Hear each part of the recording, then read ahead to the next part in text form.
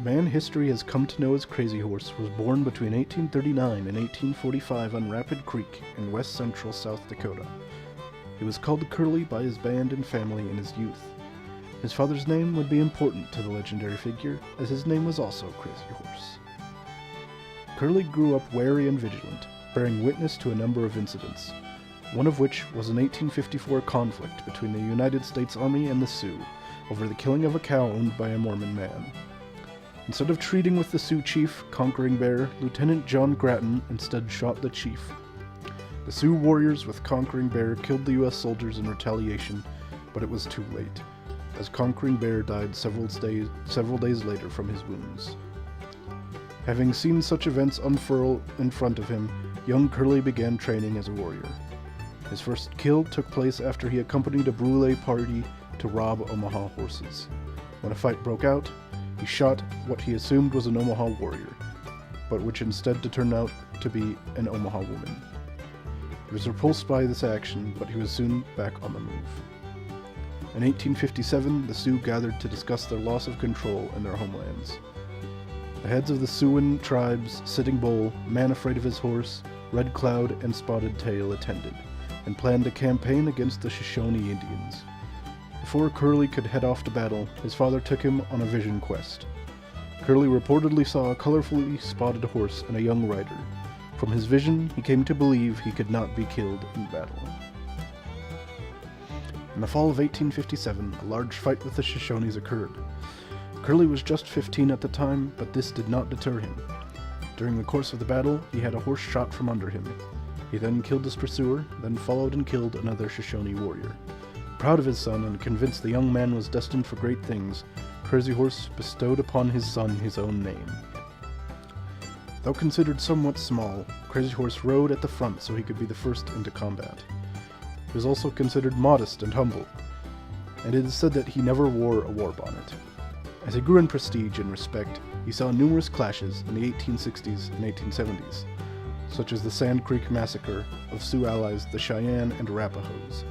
The Cheyenne and Lakota then attacked Julesburg as retaliation. Soon after this followed the Fetterman Battle, wherein Crazy Horse successfully lured the enemy U.S. soldiers into a trap. In 1876, Colonel George Armstrong Custer led troops into the Black Hills. During this period, there was a gold rush in the Black Hills. Despite previous promises from the government that the Black Hills would remain in native control, miners and prospectors poured into the country so heavily that the Sioux had to relocate the regular meeting spot to a place on the Little Bighorn River. All 7 Lakota tribes, the Cheyenne and the Arapaho, were in attendance. It was said that there were 32,000 horses, 1,000 lodges, and the largest concentration of Siouan peoples in one place in all of history. Sitting Bull and the other chiefs prepared for a U.S. attack. 5 days before what would become known as the Battle of Little Bighorn, Crazy fought and forced a retreat upon General George Crook and his troops in an impressively large and organized Sioux charge, tactics which would be replicated successfully just a few days later. After the Battle of Little Bighorn, the Sioux separated across the plains to resupply, as the long campaign season had exhausted their food stores.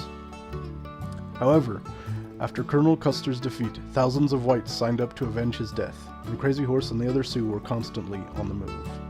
In 1877, General Nelson Miles fought and forced retreat upon Crazy Horse, who lost numerous horses and supplies in the process. During this time, many of Crazy Horse's followers died, including his own daughter, to coughing sickness. Even his wife, Black Shawl, fell ill.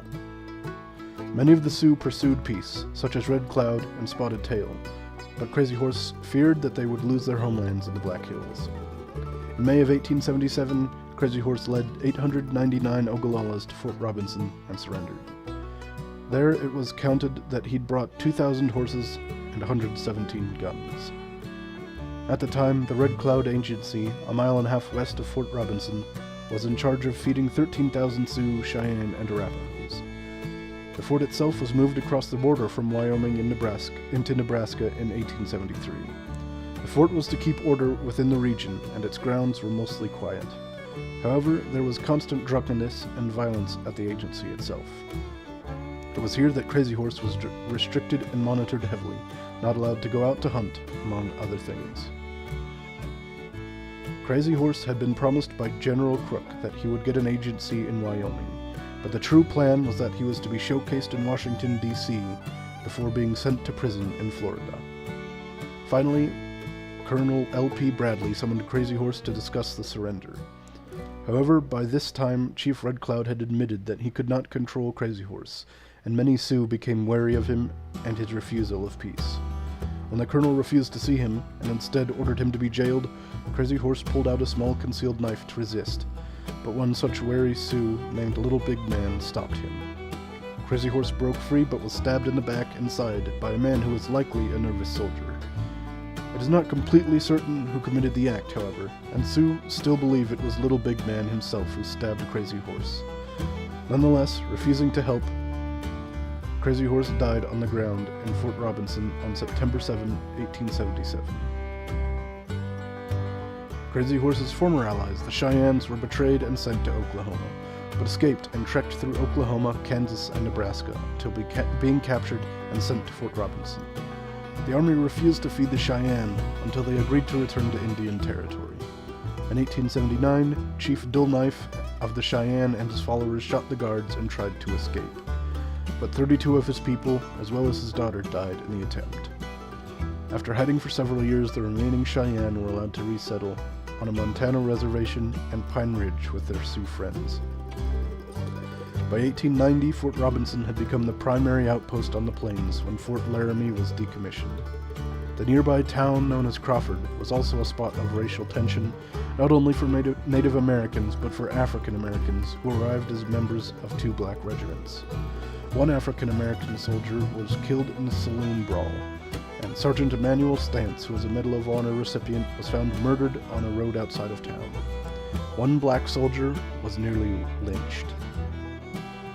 Despite this, Fort Robinson continued to serve the nation for years to come. Dr. Walter Reed, known for combating yellow fever, was stationed there. Troops from the fort fought in the Spanish-American War, and after World War I, Fort Robinson became the primary center for processing horses and mules, eventually canine training for the military as well. It was even a prisoner of war camp during World War II, housing almost 1,000 German prisoners.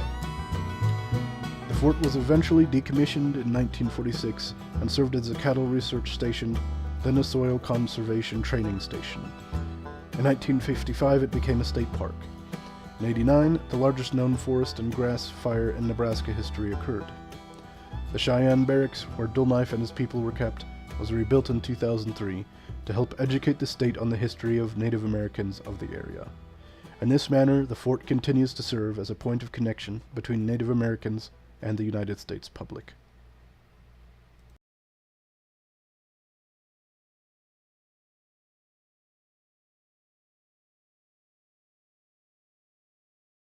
The Ponca tribe flourished before the United States interrupted their way of life. The Ponca originally came north along the Missouri River to South Dakota before settling down along the Niobrara River. They were, however, a small tribe, and never grew to larger than several thousand. They hunted, fished, and traded, and lived relatively well. However, contact was devastating for the Ponca, as disease and alcohol ravaged their society. There was tension between them and the Sioux as well, as the Sioux continued to be pushed westward. However, the Ponca were greatly outmatched both in manpower and technology. Boxed in by attacks from whites and the Sioux, the Ponca began to starve. By the 1840s and 1850s, the Ponca abandoned their home on the Niobrara for some of the year. In their diminished state, they were taken advantage of and gave away most of their territory in 1854. They were cut off from the hunt by 1857 and nearly went to war with their old friends and family, the Omaha. Prominent Ponca figure, the Drum, demanded better treatment and was even invited to Washington, D.C. However, the Ponca were told that they had to give up their traditional ways and begin farming. The Ponca requested better provisions and representation if they were to accept this, but they did not receive these requests. They were forced to move, then allowed to stay, but then their land in Dakota Territory was sold to the Sioux anyhow, causing the Sioux to raid even more. In 1877, the U.S. Army sent troops to send the Ponca to Indian territory, and many died along the way. Oklahoma was not what the Ponca had imagined, and it took long for them to get used to. It was dry, and they were ravaged by disease. 158 of 518 Ponca in Indian territory died in the first 6 months. Standing Bear's son died as well, and he decided to return to their homelands on the Niobrara. Standing Bear and 30 Ponca began their journey back to Nebraska in 1879, carrying only $20 amongst them. After 10 long weeks, they arrived at the Omaha Reservation, where they were treated generously. A statement by the Omaha said, "We are willing to share with them our lands and to assist them until they can, by their industry, support themselves." This was regarded by the New York World Herald as one of the most extraordinary promises ever published in America. However, the government ordered that Standing Bear be arrested, and those who came with him returned to Oklahoma as an example for other Indians. However, General George Crook, the same man who fought with Crazy Horse, was sympathetic to the Ponca's plight. He even said, "I've been forced many times by orders from Washington to do most inhuman things in dealing with the Indians, but now I'm ordered to do a more cruel thing than ever before." General Crook was concerned enough, in fact, that he invited Omaha Herald editor Thomas H. Tibbles to help the Ponca. Tibbles apparently worked hard to this effect, writing articles, filing complaints, and eventually filing a suit in the Ponca's name. Attorneys John C. Webster and Andrew J. Poppleton volunteered their time, free of pay, to the case. The trial received national attention. One side wanted to keep Indians from roaming about the country, whereas those arguing on the Ponca's behalf insisted that the Ponca were forced to leave due to corruption. The courtroom was full of Ponca supporters, as well as General Crook and his staff. Most of the Ponca present were in rags, save Standing Bear. It was argued that the Ponca had made much progress in assimilation, that they were afforded the same rights as Americans. Attorney John Webster said, "Poncas are not savages nor wanderers. They cultivate the soil, live in houses, and support themselves." The United States Attorney, G.M. Lambertson, appealed to what was described as a base sense of racial superiority. He referred to the Dred Scott case, which said that blacks could not be citizens, even though the 14th and 15th Amendments had been adopted for several years. He referenced Indian atrocities, despite the fact that the Ponca had not been known to have committed any. Standing Bear was then allowed to address the court. Through interpretation, he said, "This hand is not the color of yours, but if I pierce it, I shall feel pain. If you pierce your hand, you also feel pain. The blood that will flow from mine will be the same color as yours. I am a man. God made us both." It was said that much of the room was moved.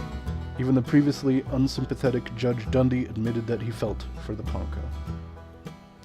2 days later, on May 12, 1879, Judge Dundy ruled in favor of the Poncas, saying that the Poncas had proven that they were persons under the law as a part of a nation dependent on the United States, giving them their rights. This decision established that Indians were not merely savages, but that they were human beings who could at the very least have access to court procedures. However, they were not American citizens. Judge Dundy, in a later case, ruled that no Indian could ever be a citizen. This precedent lasted until 1924. Regardless of the downsides, this is a major victory for Standing Bear and the Ponca. He said, "I thank God I am free once more, and I shall never forget those who helped me." In a following case, it was ruled that the Ponca still had title to their Dakota Territory lands, which had been sold earlier. The case was never appealed, and the Ponca received compensation in 1881. Most Poncas, however, stayed in Indian Territory as they had settled in since the trial. From then on, the Poncas who accompanied Standing Bear were known as Northern or Nebraska Poncas. Unfortunately, the Nebraska Poncas were the only of the Nebraska tribes to be selected by the Termination Act of the 1950s, and was the last tribe to be abolished, signed by President John Fitzgerald Kennedy in 1962. Fortunately, the Nebraska Poncas organized and were restored as a tribe in 1990.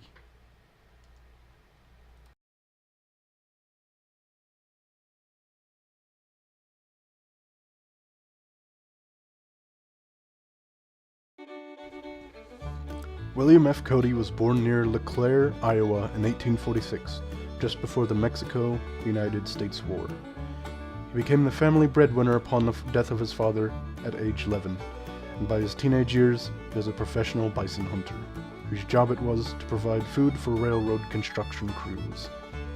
He joined the Union Army during the Civil War as a scout, and after the war he worked as a civilian scout, guiding, tracking, and fighting alongside the Army. In one instance of his skills, he covered 350 miles in under 60 hours to deliver important information from one post to another.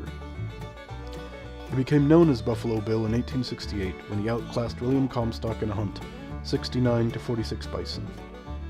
By 1870, he became a national hero due to a somewhat fictionalized novel covering his life and adventures. He went on to lead wealthy foreigners on bison hunts, including Grand Duke Alexis, one of the sons of Tsar Alexander II of Russia. He also served as the Nebraska Justice of the Peace for a number of years. He even began work in theatrics in the 1870s, but took a break in 1876 to help the U.S. Army fight the Sioux, during which time Crazy Horse was leading his people throughout the northern plains. Although the details are uncertain, it is said that Cody even scalped a Cheyenne warrior and displayed it as a trophy at theaters in New England, although that was not well received in the East. His first event was organized in 1882, which boasted one of the first rodeos ever. His famous shows began in 1883, lasting 30 years. They included recreations of life in the Wild West, such as rodeos, horse racing, shooting, and even a reenactment of the Battle of Little Bighorn. The only dress rehearsal occurred in 1883 when the mayor of North Platte was nearly knocked over in his carriage by stampeding show animals. However, Buffalo Bill's show made it to Europe for a tour by 1887, drawing in crowds by the tens of thousands. Their show in London even attracted the presence of Queen Victoria, and contemporary sources considered it a realistic and authentic depiction of the Wild West. Following his successes and renown, Cody was made aide-de-camp to the governor John M. Thayer of Nebraska, which included the rank of colonel in the Nebraska State Guard, and he was even later made a general. The governor sent him to Wounded Knee shortly after the massacre. Although this rank was mostly honorary, he used it as a platform for supporting Native Americans. He even said, "Every Indian outbreak that I have ever known has resulted from broken promises and treatises broken by the government."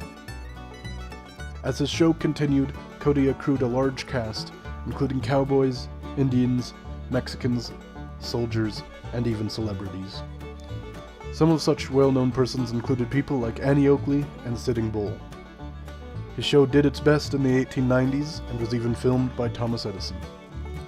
Buffalo Bill too made some films in 1913, but most of them have been lost to time. 50 million people saw his show in its 30-year run. It made a large amount of money, and Cody was said to be very generous, though perhaps too generous, or simply too deep into speculation, as he was in debt until his death just before the United States entered World War I. His show forged the term cowboy from an insult to a romantic one. It also created the myth of natives with war bonnets astride horses bareback. Buffalo Bill is considered the first U.S. media hero. He appeared in numerous ads, films, and novels. He was praised by President Theodore Roosevelt and received the Medal of Honor for his service to the Army during some of the most turbulent years in United States history.